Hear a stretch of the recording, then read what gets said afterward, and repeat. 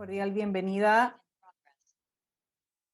Les damos la más cordial bienvenida a nuestro seminario virtual Compliance y Sostenibilidad Empresarial, organizado por la Dirección del Diplomado en Responsabilidad Social Empresarial y Desarrollo Sostenible de nuestra universidad. Queremos reforzar algunas indicaciones para las exposiciones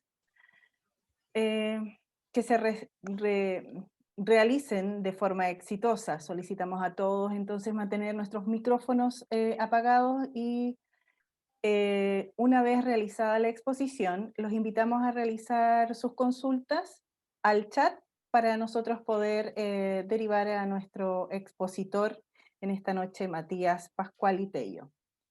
Damos entonces la más cordial bienvenida a nuestra directora académica, Sacha Yuri Molina, abogada de la Universidad Andrés Bello, magíster en Derecho de la empresa Pontificia Universidad Católica de Chile, doctora en Derecho de la Pontificia Universidad Católica de Valparaíso, diploma en Derecho Inmobiliario de la empresa de la Universidad de los Andes y Derecho Minero de la Universidad Adolfo Ibáñez. Así también a nuestra jefa de carrera de la Universidad Viña del Mar, Paula Artus, abogada de la Universidad Adolfo Ibáñez, magíster en Derecho en mención en Derecho Constitucional de la Pontificia Universidad Católica de Valparaíso, y la invitamos, Paula, para que nos dé las palabras de bienvenida. Muchas gracias. Muchas gracias, Evelyn. ¿Se escucha bien? Sí. Quiero saludar a todos los asistentes a esta actividad, en especial a nuestros estudiantes y egresados de la carrera de Derecho de la Universidad de Viña del Mar, y a los profesores que nos acompañan, y en general a todo el público que está hoy día conectado con nosotros. Pero especialmente quiero saludar al profesor Matías Pascuali, a quien tengo el privilegio de conocer personalmente, porque estudiamos en la misma universidad en el pregrado, en la Universidad Adolfo Ibáñez. Así que, Matías, te doy la cordial bienvenida a esta actividad. Estoy muy contenta que nos acompañes en el Diplomado de Responsabilidad Social Empresarial y Desarrollo Sostenible que vamos a impartir como carrera y que dirige la profesora Sacha. Sé que también vas a hacer clases en el diplomado, así que es una tremenda instancia para nosotros tenerte acá, agradecida de tu disposición. Y bueno, contentos y esperando que nos vas a brindar dentro de las especializaciones que has ido teniendo a través del tiempo. Así que un gusto verte acá, Matías. Agradecerte en nombre de la carrera, contarte que esta carrera está inserta en una escuela de Ciencias Jurídicas y Sociales que está dirigida por la profesora Bárbara Calderón, quien se excusó y mandó los saludos pertinentes a todos los asistentes. Así que para no dar más preámbulos y dar inicio a la actividad en Atendida a la Hora, bienvenido a ti y a todos los asistentes. Ya, Evelyn, estoy lista yo. Bien, Paula, muchas gracias. Damos entonces el pase a Sachas. Muchas gracias, Evelyn. Bueno, agradecer a todos los asistentes, espero que estén muy bien, hacer una pequeña corrección ahí en el currículum, que aún soy doctoranda en Derecho, quiero aclarar para no ocasionar dudas, así que en eso estamos trabajando, y justamente estoy trabajando en un tema de investigación muy relacionado a lo que el profesor Pascual hoy día nos va a exponer, que es compliance y sostenibilidad empresarial. Ya, así que por ahí me voy en esa línea de investigación, así que estoy muy agradecida al profesor Matías por brindarnos esta exposición, que es un tema muy importante en la actualidad. Existen muchos puntos de encuentro en el modelo de gestión de negocios respecto a lo que nosotros podemos encontrar, que es precisamente el compliance y la sostenibilidad empresarial. Ambos son modelos de gestión que lo que pretenden principalmente es incorporar la ética de negocios, ¿ya? Y creo que es un tema muy relevante, sobre todo ahora que tenemos que hacer estas exposiciones precisamente vía online, porque estamos en una pandemia. Entonces, replantearnos precisamente cómo vamos a generar los negocios y cómo el derecho va a tener una implicancia en ello, nos resulta muy importante. También quisiera agradecer a profesores del diplomado que están conectados, y especialmente también a la profesora Isabel Zuluaga, que es profesora de la Universidad de los Andes, y de la Universidad Católica de Chile, así que un abrazo grande para ella también, y muy felices de que ella pueda estar presente el día de hoy. Así que bueno, los dejo ahora con el profesor Pascual, y antes que ello, Evelyn va a hacer la presentación correspondiente, y espero que puedan disfrutar de esta clase magistral. Bueno, dar la bienvenida a Matías, quien es abogado de la Universidad Adolfo Ibáñez, es Master in Art in Taxation, King's College University of London, and LLM in International Trade and Commercial Law, Oxford Brookes University. Matías, bienvenido. Hola, muchas gracias por la presentación y darle las gracias antes de empezar a la Universidad de Viña del Mar por invitarme, a Paula, a Sachas, al Diplomado en Responsabilidad Social Empresarial, que es un tema súper relevante, un tema que todavía se está estudiando poco a nivel académico. Entonces, estas oportunidades son súper interesantes para discutir en un plano académico este tema. Y eso, muchas gracias por la invitación y esperamos, la idea es, yo le voy a hacer una presentación no muy larga para no aburrirlos, pero la idea es que después conversemos y hagamos preguntas para empezar para desarrollar bien el tema. Les voy a compartir una presentación que tengo.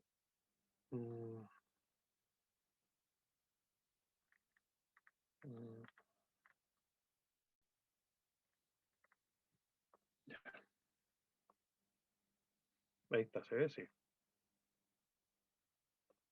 Sí, se ve bien. Perfecto.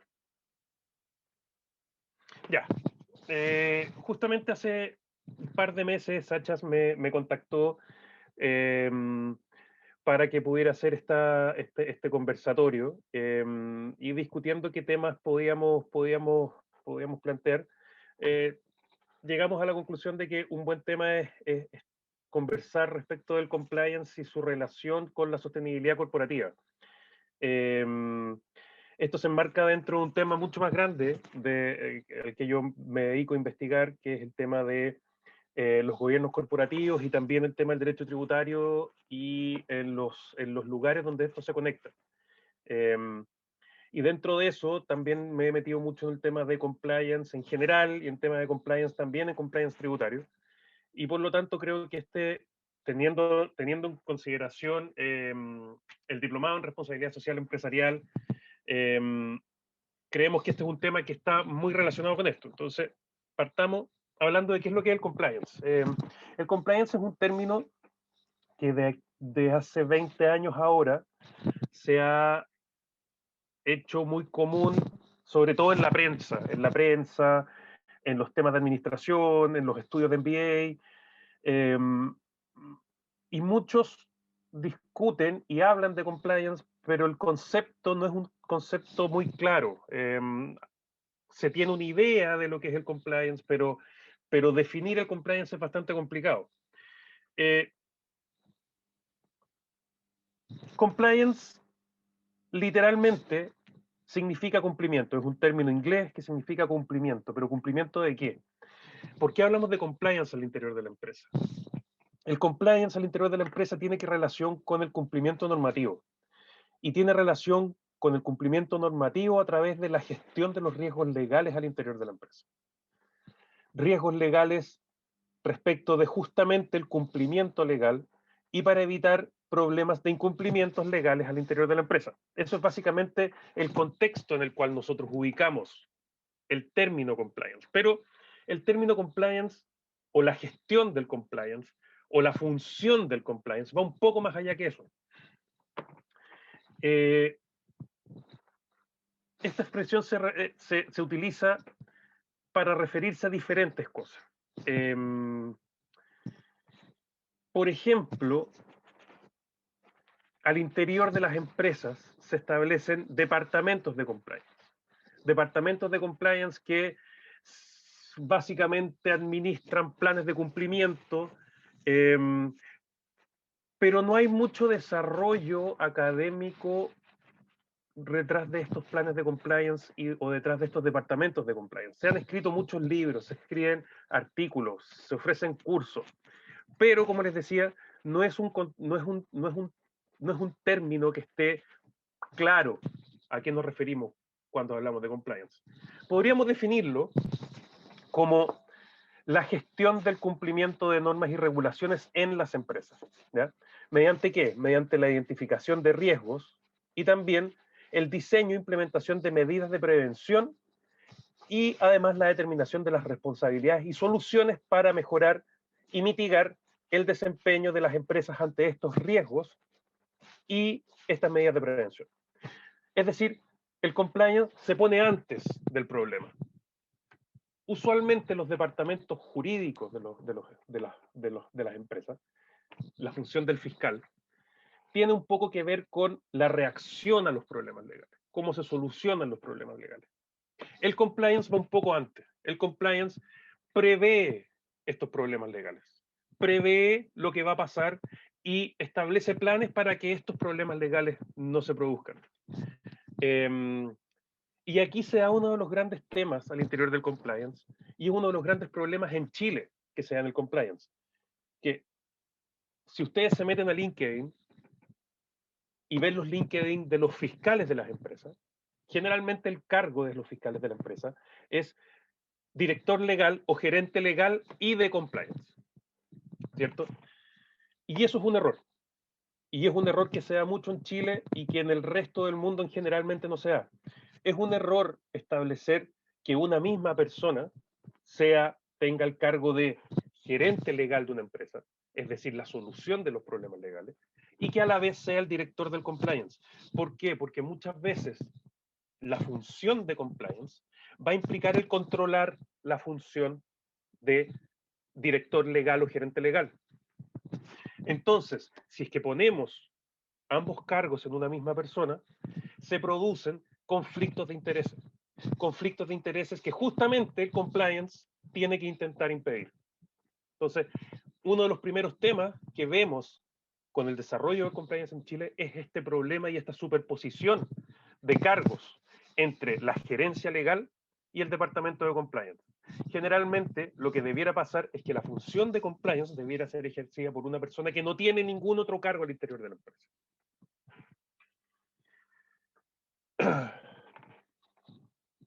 También podemos señalar que esta función de compliance lo que hace es detectar y gestionar los riesgos corporativos, no solo detectarlos y levantar las red flags respecto a los riesgos corporativos, sino que gestionar la forma como impedir que estos riesgos corporativos se generen.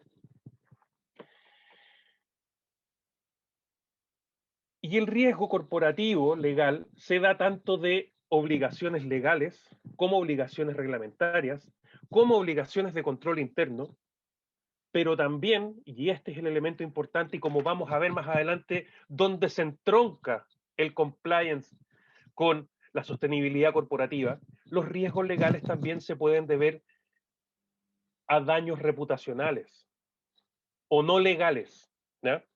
Y eso vamos a ver un tema que en Chile también todavía no se ha tomado con la suficiente seriedad la aplicación de la función del compliance al interior de las grandes empresas. Desde una perspectiva legal, esta función considera la implementación de sistemas internos de gestión consistentes en políticas, procesos, procedimientos, controles y acciones para detectar y prevenir violaciones a normativas vigentes, reglas y estándares. El típico ejemplo de establecer, por ejemplo, procedimientos al interior de la empresa para que personas denominados whistleblowers o las personas que suenan el silbato puedan denunciar ciertas conductas al interior de la empresa y que estas personas, por ejemplo, no tengan consecuencias negativas al interior de la empresa. Por ejemplo, el estableciendo el secreto de la identidad de la persona que denunció. ¿Ya? Ese tipo de procedimientos al interior de la empresa son los que se realizan a través de esta función de compliance. Esta función se ha desarrollado en los últimos años por la existencia de una normativa legal, administrativa o jurisprudencial que hace necesaria esta función. ¿A qué me refiero con eso? En Chile, se empezó a hablar del compliance hace 20, 25 años, pero cuando más fuerte se hizo este concepto fue después de la dictación de la ley sobre responsabilidad penal de las personas jurídicas. En esa ley se estableció por primera vez el tema del compliance y los planes de cumplimiento. Además, en Chile existen otras áreas en que existen obligaciones legales, jurisprudenciales o administrativas en relación al compliance. Primero tenemos este caso de compliance penal. Vamos a ver en un par de minutos a qué se refiere este compliance penal, cuál es la relación del compliance o el requerimiento del compliance en la ley de responsabilidad penal. También en Chile existe, no como normativa legal, sino que como normativa administrativa y también jurisprudencialmente, el compliance en materia de libre competencia. Y además, finalmente, hace un par de años se estableció en la Ley de Protección a los Consumidores un numeral que establece una atenuación de responsabilidad de la empresa en relación a temas de protección al consumidor cuando existan planes de cumplimiento. Estas son las tres áreas en que hay una regulación. Como les dije, en materia de protección al consumidor se estableció en el artículo 24, inciso cuarto, letra C de la Ley de Protección al Consumidor, una atenuación de responsabilidad de aquellas empresas que tienen planes de cumplimiento. En materia de libre competencia, la Fiscalía Nacional Económica estableció ciertas obligaciones de planes de cumplimiento dentro de sus circulares que establecen básicamente también la atenuación de responsabilidad de las empresas que infrinjan normas de libre competencia, que tengan un plan de compliance que sea real y efectivo. ¿Ya? En el caso de materia de libre competencia hay un caso muy famoso, que es el caso de los supermercados, que fue el caso de la colusión de los supermercados, que fue una consecuencia de la colusión de los pollos, en que se estableció que de los 3 cadenas de supermercados que se establecían que se les aplicaron sanciones en el Tribunal de Defensa de la Libre Competencia, a una de estas 3 cadenas, que fue Walmart, se le estableció una atenuación de su responsabilidad y por lo tanto una sanción menor a las otras 2 cadenas porque su plan de cumplimiento era real y efectivo. Más adelante, la Corte Suprema revocó esta norma y volvió a subir la sanción para Walmart, pero en materia de libre competencia, específicamente el Tribunal de Libre Competencia reconoció que la existencia de estos planes de cumplimiento en la empresa establecían una atenuación de responsabilidad. Y finalmente, en materia penal, la norma de la ley penal o la norma de la ley de responsabilidad penal de las personas jurídicas establece que en el caso de los delitos que pueden ser cometidos por personas jurídicas, delitos que se han ido aumentando a partir de los años. En un principio, cuando se dictó de la norma, creo que eran 6 delitos, ahora se agregaron los delitos de daños medioambientales, creo que vamos como 9 o en 10 delitos.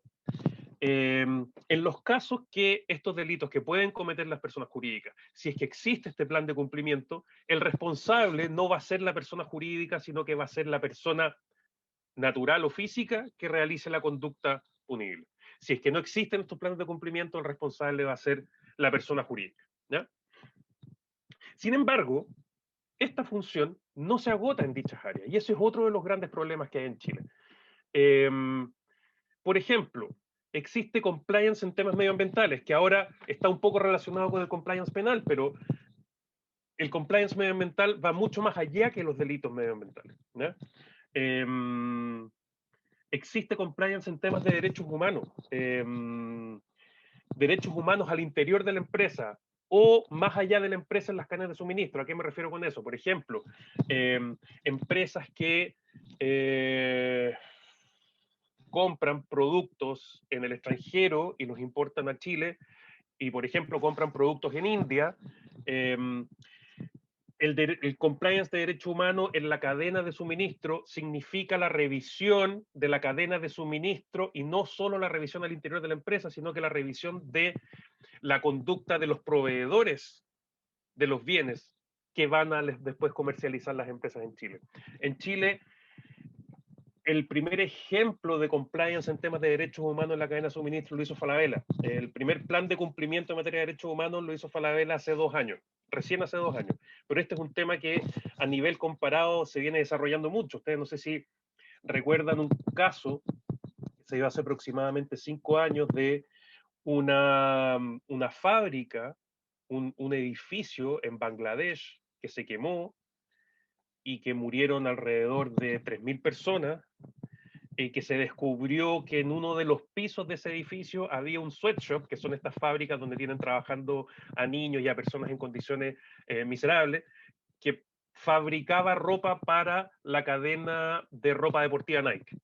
Eso significó que en Europa, no es tanto en Estados Unidos, pero que en Europa las ventas de Nike bajaron muchísimo y se provocó todo un tema de consumidores para efectos de castigar a la empresa que había cometido esta violación a derechos humanos en la cadena de suministro, porque no había sido esta empresa, sino que había sido una empresa que era proveedora de Nike. Y Nike tuvo que salir con una campaña mejorando sus estándares de producción y fue todo un escándalo.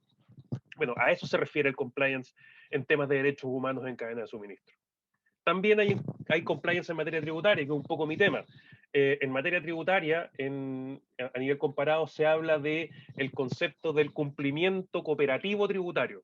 ¿Y a qué se refiere el cumplimiento cooperativo tributario? Es establecer mecanismos de prevención de riesgos legales tributarios para efectos de no caer en planificaciones tributarias agresivas que puedan generar un incumplimiento, ya sea legal o reputacional de la empresa en el futuro. Es decir, ya en materia tributaria, ya no basta con cumplir la norma legal, como siempre ha sido la conducta generalmente aceptada en materia tributaria, sino que estos temas de compliance y su relación con la sostenibilidad empresarial van más allá de la obligación legal. Es decir, usted puede hacer una planificación tributaria agresiva que pueda ser legal, pero nosotros como consumidores vamos a castigarlo si es que ustedes lo que están haciendo es eludir o erosionar la base tributaria imponible. Se habla de erosionar más que eludir, porque eludir, la elusión tiene un concepto relacionado con las normas generales anti-elusión, no me voy a meter en eso, pero si ustedes erosionan la base imponible para efectos de pagar menos impuestos, aunque legalmente sea correcto, yo lo voy a castigar porque usted no está cumpliendo con sus obligaciones con la sociedad. Y eso también se da a través de del compliance tributario. También existe el compliance en ciberseguridad, que ese es de los más relevantes en materia de empresas. O sea, las empresas que no tienen planes de cumplimiento en materia de ciberseguridad están poniendo en riesgo a sus propios clientes. Por ejemplo, un banco que no tenga un plan de compliance en materia de ciberseguridad está poniendo en riesgo el dinero de sus clientes, de sus depositantes. Por lo tanto, ellos están obligados a hacer compliance. Y hay compliance en un montón de otras áreas. Uno de los grandes errores en Chile que cometen las empresas es que solamente piensan el compliance como forma de evitar la responsabilidad penal de la empresa. Y eso lo vemos con que en Chile generalmente los abogados que se dedican al compliance son abogados penales. Y los estudios jurídicos que se dedican a temas de compliance son estudios jurídicos usualmente penales. Y está bien, o sea, el compliance en materia penal es súper importante. Yo podría decir que en este momento en Chile es el más relevante, pero no es lo único. Y eso es hacia dónde debemos ir. El compliance es un tema mucho más grande que el compliance en materia penal, ¿ya? Como les comentaba, aquí les tengo la norma de la ley 20.393 sobre atribución de la responsabilidad penal de la empresa. En su artículo 3 señala que siempre que la comisión del delito fuere consecuencia del incumplimiento por parte de la empresa de los deberes de dirección y supervisión, ¿ya?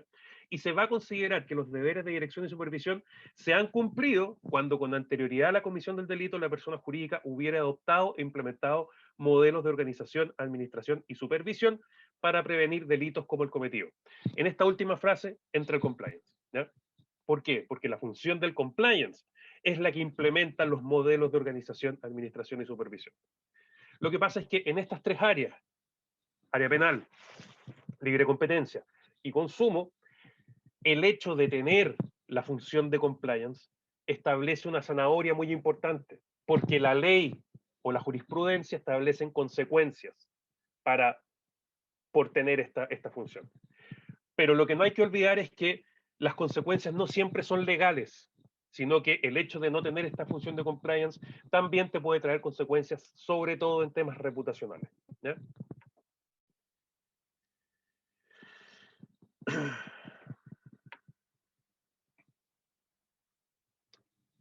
En el Centro de Derecho Regulatorio de Empresas de la Universidad del Desarrollo que yo pertenezco, hicimos un estudio de la realidad del compliance en Chile en las más grandes empresas. Y en este estudio, ¿qué hicimos? Entrevistamos a las empresas chilenas que transan en bolsa y a las 100 más grandes empresas según la revista América Economía. Y tuvimos resultados bastante sorprendentes. Aparte de esto, tuvimos, por ejemplo, resultados en que más del 80% de la función de compliance es realizada por el departamento legal u otra gerencia al interior de la empresa, lo que les comentaba al principio. Pero miren, respecto de qué áreas existe compliance en la empresa, si ven, abrumadoramente, el 93% de las empresas tienen compliance en materia penal. Luego hay un 67% en libre competencia y un 31% en protección al consumidor, que son las tres áreas que tienen alguna obligación legal de establecer. Y de ahí viene también con 31% ciberseguridad, y los otros ya vienen más bajos. Medio ambiente tiene un 24%, derechos humanos un 24%, laboral un 21%, tributario un 17%.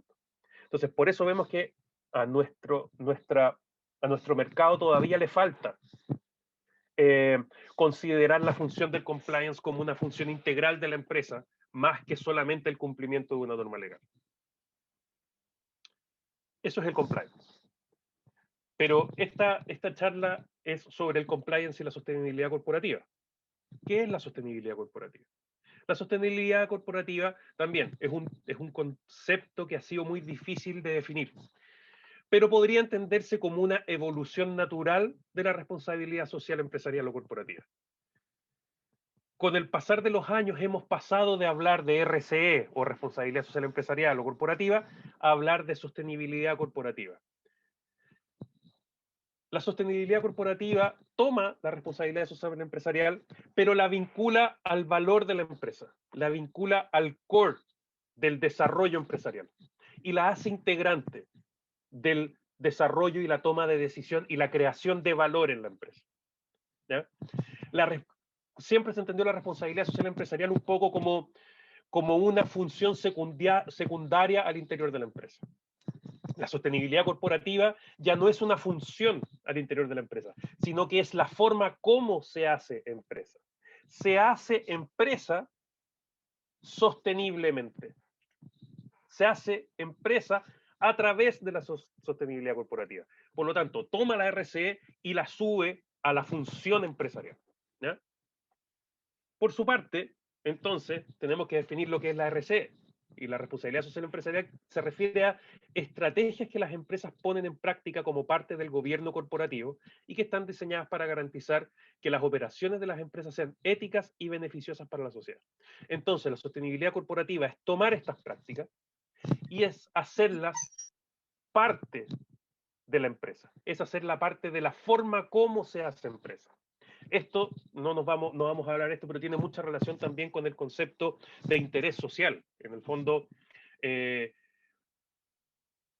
es lo que busca la empresa o la sociedad al desarrollar el negocio? El beneficio de sus empleadores, o sea, el beneficio de los accionistas, o el beneficio también de los interesados.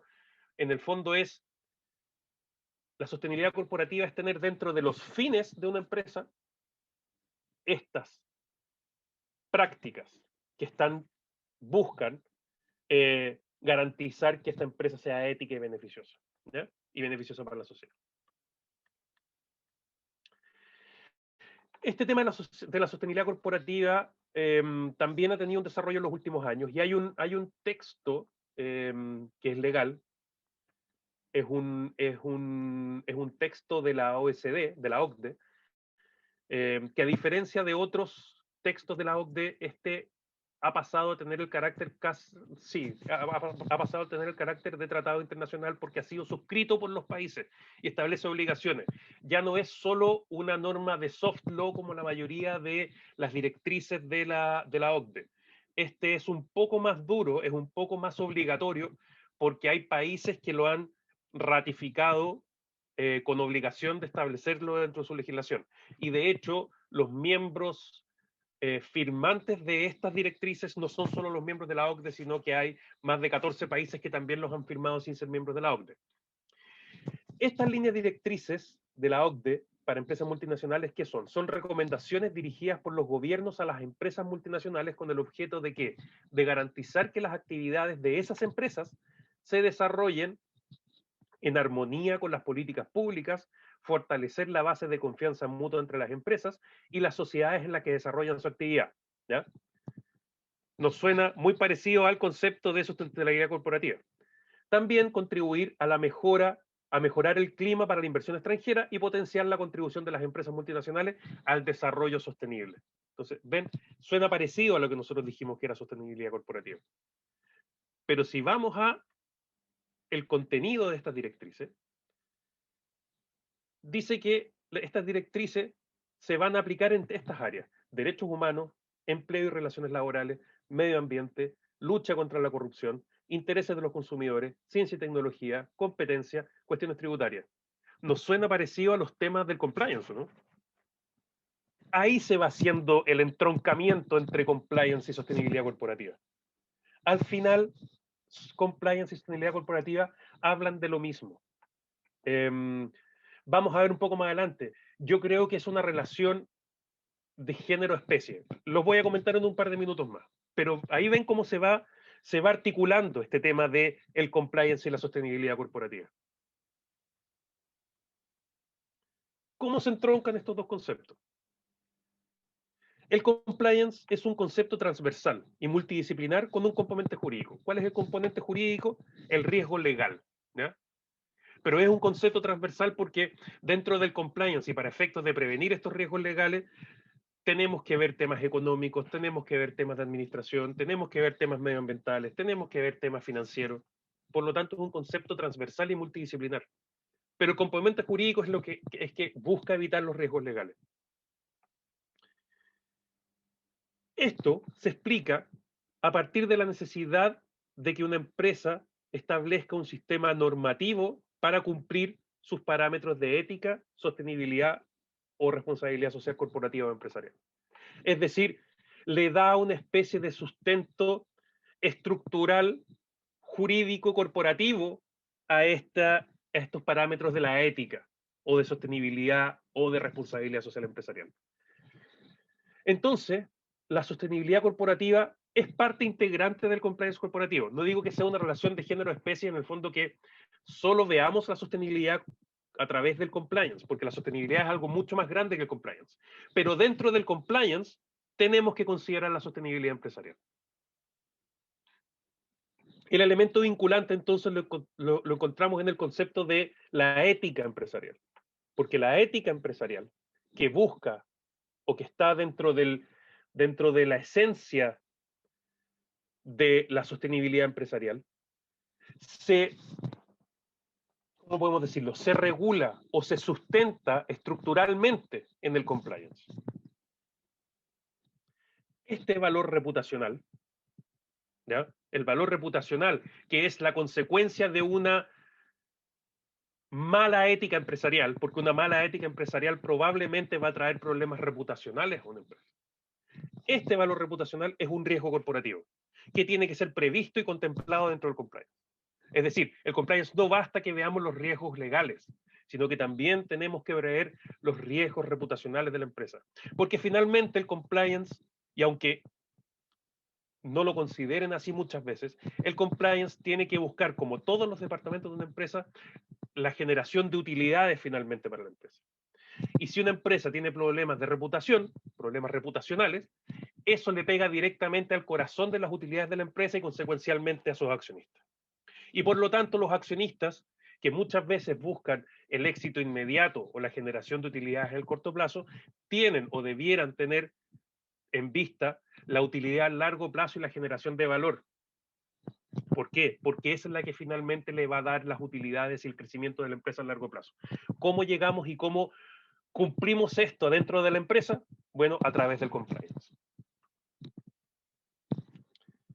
Y así es importante que se aplique esta sostenibilidad corporativa como una forma de creación de valor, ya no de generación de utilidades, como se ha entendido en los últimos 100 años, sobre todo en el concepto norteamericano de empresas, sino que la creación de valor. La empresa tiene que crear valor hacia el largo plazo para efectos de, en el largo plazo, generar beneficios para sus accionistas y también para todos sus stakeholders o todos sus interesados. Cuando hablo de stakeholders me refiero a los trabajadores, me refiero a los proveedores, me refiero a los consumidores. Son todas personas que tienen interés en la empresa. Así, el corporate compliance o el compliance corporativo vela para que las actividades de la empresa se desarrollen conforme a la ética, a la normativa vigente, a las recomendaciones de mejores prácticas y a las políticas y procedimientos internos.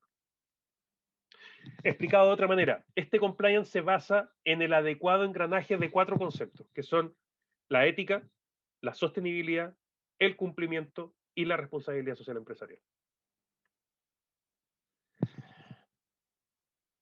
Para concluir y haciendo un sumario final, el compliance va más allá que el mero cumplimiento de las normas, o va más allá de la gestión del riesgo por incumplimiento de estas normas. El compliance está ligado a la creación de valor al interior de la empresa. Este valor solo se logra en virtud de una ética empresarial realizada de forma sustentable. Todo esto con miras de evitar incumplimientos legales, pero también con miras a lograr un desarrollo reputacional de la empresa. Todo esto va a redundar en un beneficio para los accionistas en el largo plazo. ¿Por qué? En el corto plazo probablemente puede pasar que esto no sea un beneficio directo para los accionistas porque las medidas de compliance y generación de reputación de la empresa generalmente son caras y por lo tanto pueden minar la utilidad al corto plazo, pero en el largo plazo generan y crean valor, ¿ya? Y por lo tanto esto es lo que se busca, la creación de valor y el beneficio de los accionistas en el largo plazo, más que el éxito empresarial inmediato y del corto plazo. Muchas gracias.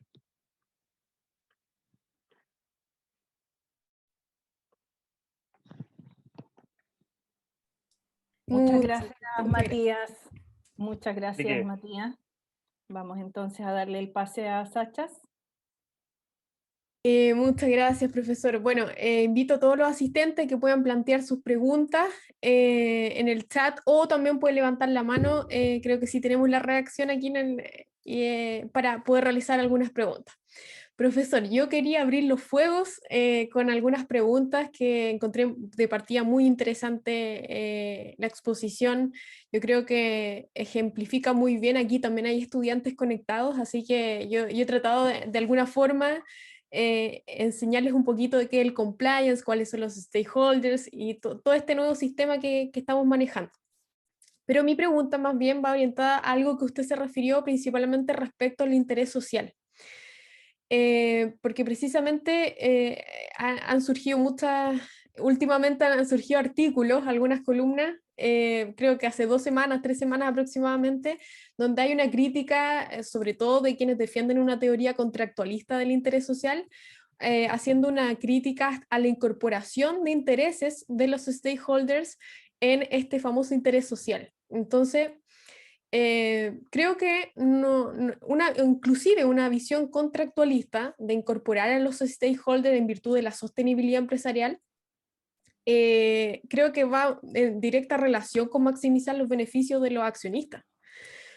Pero en su opinión, ¿qué cree usted que Chile debería tomar como interés social? Una teoría contractualista que vemos que tampoco está tan opositora aparentemente como maximizar los beneficios de los propietarios, o quizás una teoría más bien institucionalista, o una neocontractualista, donde ahí primaría más bien el interés de los accionistas por sobre los stakeholders. Pero, claro, resulta evidente al parecer esta última teoría que sería buena, pero Reino Unido ha adoptado la Company Act del 2006 también y no ha tenido los efectos queridos, porque precisamente no se pueden aplicar por los tribunales estos parámetros de cómo medir efectivamente cuál interés va por sobre el otro. Entonces, eso me gustaría consultarle en su opinión, ¿cuál sería quizás el camino correcto que debiera tomar Chile en este caso? Bueno, para partir, a ver, Chile siempre ha seguido un poco Chile siempre sigue un poco más a lo que da Estados Unidos que lo que da Europa. Y en Estados Unidos, bueno, en el sistema anglosajón tienen teorías parecidas, pero tienen ciertas diferencias. La teoría contractualista, ellos hablan de la shareholder value, o sea, el valor del accionista, y la institucionalista, ellos lo hablan del stakeholder value o el valor de los interesados. Y en Estados Unidos, hasta hace muy poco, el shareholder value era la Biblia. Había un caso que es Dodge versus Ford, que establecía que básicamente los directores de las empresas o los gerentes no podían tener en cuenta el interés de nadie que no fuera el obtener beneficios directos para los accionistas.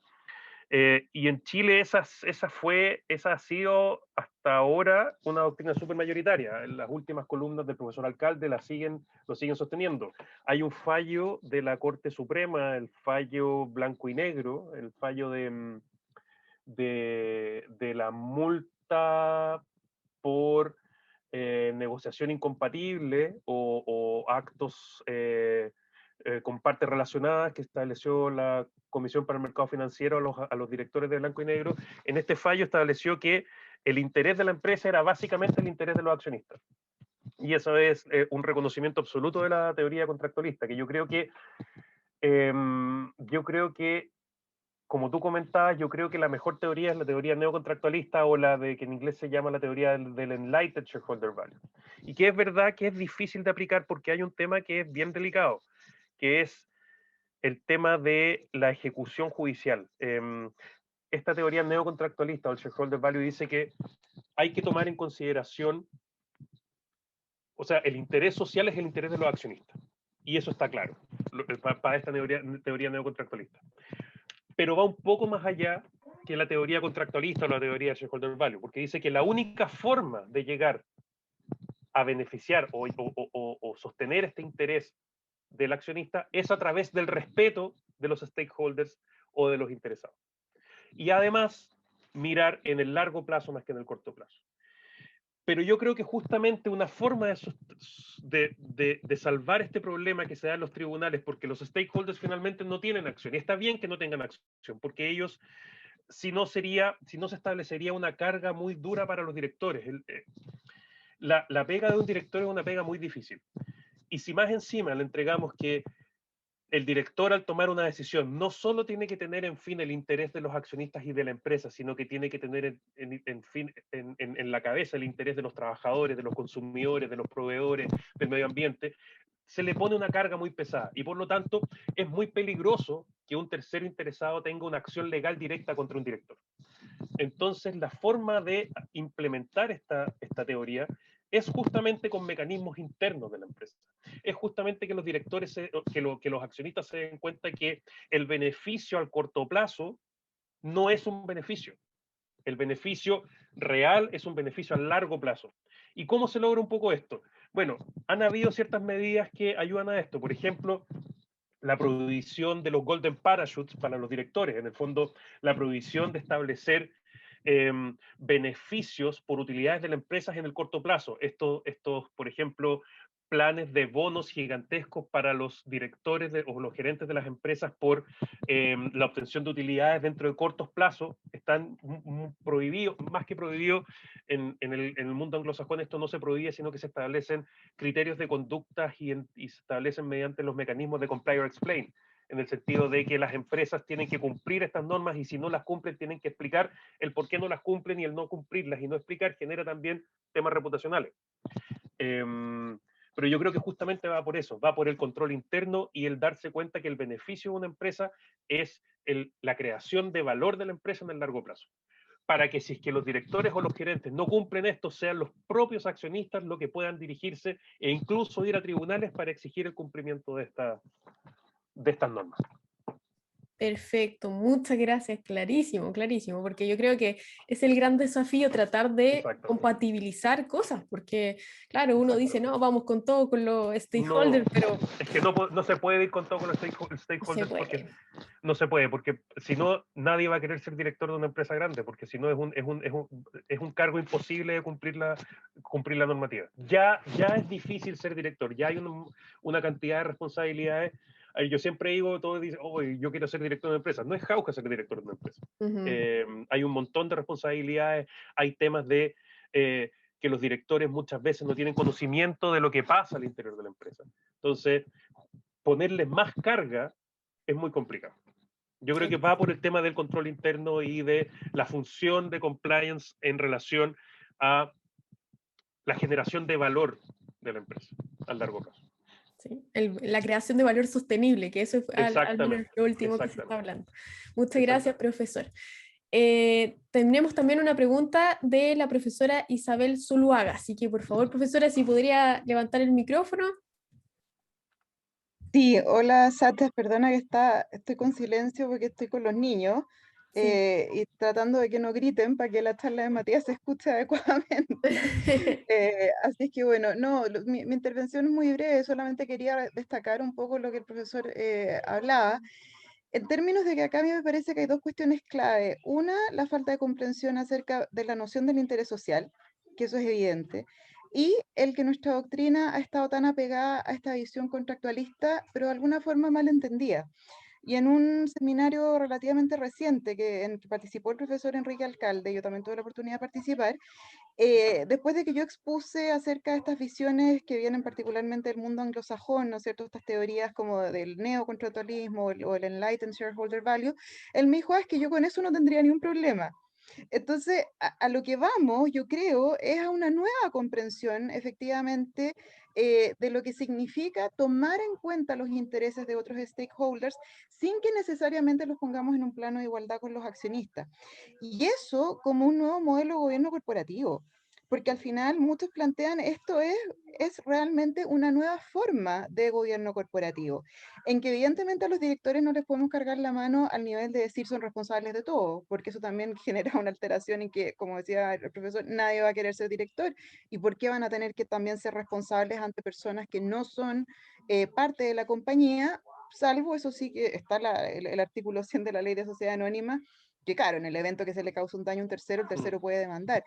Pero cuando estamos estrictamente hablando de políticas que la compañía toma, ¿por qué no tomar en cuenta el rol que la sociedad finalmente cumple o sea, la empresa, mejor dicho, cumple en la sociedad como tal?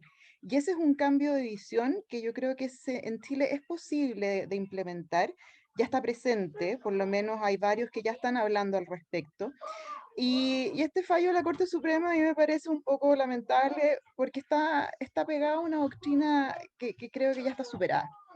Y falta desarrollo. En la medida que los autores, que los profesores y con este tipo de charlas empiezan a plantear un poco la superación, pero insisto, no es dejar atrás el que la compañía la constituyen los accionistas, es superar, es ir un poco allá y contemplar este nuevo rol que la empresa cumple en la sociedad, que al final esa es la sostenibilidad corporativa. Entonces, y el segundo punto muy breve es que también tenemos que tener cuidado, eso sí, de no hacer trasplantes jurídicos sin pensarlos bien. Porque llegar y tomar soluciones extranjeras y tratar de implantarlas en Chile, en una sociedad que es enteramente distinta a la inglesa, por ejemplo, también puede ser algo riesgoso. Entonces, todo trasplante jurídico, de alguna forma, tiene que ser bien estudiado y eso con metodología comparada, etcétera, para que realmente las soluciones que se tomen sean efectivas.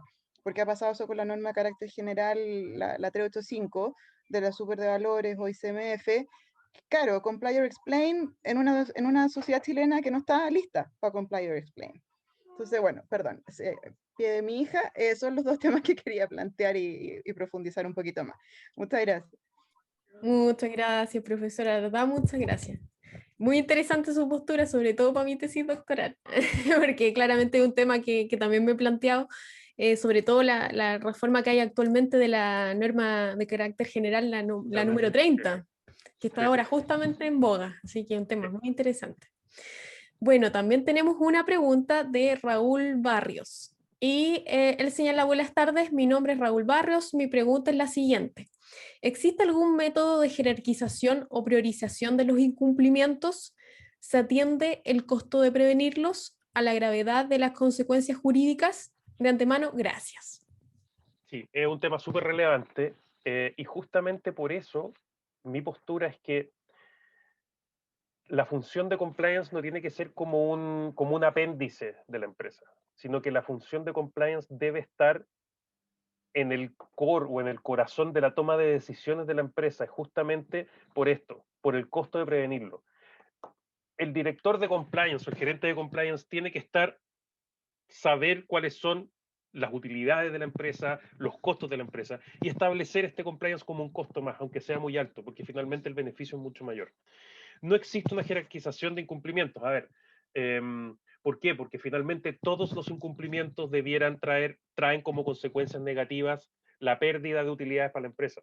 Obviamente que incumplimientos de menor rango van a ser menos importantes que incumplimientos de mayor rango, pero no debiera, a ver, la jerarquización debiera estar relacionada con la contingencia económica que va a generar para la empresa el incumplimiento, no a priori por áreas específicas de incumplimiento. Y justamente por eso, las decisiones de la empresa debieran estar, a ver, el corazón de la toma de decisiones de la empresa debiera ser partícipe quien tiene a su cargo la función del compliance de la empresa. Buenísimo, muchas gracias, profesor. Y bueno, vamos a la última pregunta de Felipe Figueroa y dice, buenas tardes, en una sociedad en proceso de cambio, estableciendo nuevas reglas del juego, ¿qué función cumplirán los encargados de compliance corporativo? A, solo como reguladores de riesgo a corto plazo, B, como creadores de valor a largo plazo, entendiendo que la certeza jurídica se ve afectada con los cambios. Sí. Yo creo que es algo que ya hemos comentado. Yo creo que en el día de hoy se considera a la función del compliance como un regulador del riesgo a corto plazo, pero debiéramos tender a considerar la función del compliance como un creador de valor en el largo plazo. De nuevo, incorporándola dentro de la toma de decisión de la empresa. En el fondo, no ser un apéndice que vaya solucionando problemas específicos, sino que ser parte integrante del proceso de toma de decisiones de la empresa. Así como el directorio se junta con el gerente general, se junta con el gerente de finanzas, se junta con el gerente de comercial, el directorio debiera juntarse con el gerente de compliance. Y el gerente de compliance debiera ser equivalente a los otros gerentes y ser una persona distinta, porque nuevamente, si es que es la misma persona que el gerente legal o si es la misma persona que el gerente de finanzas, va a haber un tema de conflicto de interés. La función de compliance tiene que ser real. Y eso es lo que han dicho los tribunales respecto de el valor de los planes de cumplimiento para efectos de otorgarle consecuencias jurídicas. El plan de cumplimiento no debe ser solo en papel, debe ser real y debe aplicarse a la empresa. Eso. Perfecto. Muchas gracias, profesor. Bueno, vamos ya a ir despidiéndonos. Queremos agradecer a nombre de la Universidad Viña del Mar esta magnífica exposición. Y por lo demás, lógicamente que aquí lo importante es poder poner o colocar más bien en debate estos temas tan importantes precisamente para lo que se nos viene. Ya precisamente a través de las crisis las empresas comienzan a ver cómo están ejecutando en el fondo sus negocios y cómo están funcionando. Entonces precisamente no esperemos que llegue una crisis para hacer las cosas bien, como por ahí dice Sócrates también, y que por lo demás la reputación no hay que solamente parecerla, sino que también tiene que ser, ya como ellos en el fondo se plantean para afuera. Así que, por lo demás, muchas gracias, profesor. Muchas gracias a todos los asistentes. Están muy agradecidos ahí, nos comentan en el chat de su exposición, porque fue muy, muy, muy ilustrativa, porque son temas que uno generalmente comienza, son cosas que uno no ve en pregrado en la actualidad. Entonces ahora esto uno lo comienza a ver en el posgrado y muchas veces es distinto, es muy complejo comprenderlo de manera tan ilustrativa como usted lo pudo hacer el día de hoy. Muchas gracias. Así que bueno, muchas gracias por la invitación, muchas gracias Paula también, un gusto verte de nuevo. Igual Matías, muchas gracias, súper interesante y saludos a la Isabel también que tuve la oportunidad de verla, hace muchos años que no la veía, me alegro mucho de verla. Y con lo que necesiten estamos en contacto. Gracias. Chao, que estén muy bien. Por supuesto. Así que bueno, nos despedimos, Evelyn. Sí, nos despedimos de todos, les damos muchas gracias por su asistencia, les pido que en último minuto puedan encender sus cámaras para dejar el registro entonces de este webinar, si son tan amables. Muchas gracias. Vamos a dejar también el webinar para que ustedes puedan revisarlo nuevamente. Se los vamos a enviar. Muchas gracias, cuídense mucho, buenas noches. Gracias por compartir y participar con nosotros. Nos vemos, que estén muy bien. Un abrazo. Chao, saludos a todos los estudiantes que estoy viendo, a los egresados, que estén súper bien. Cuídense mucho.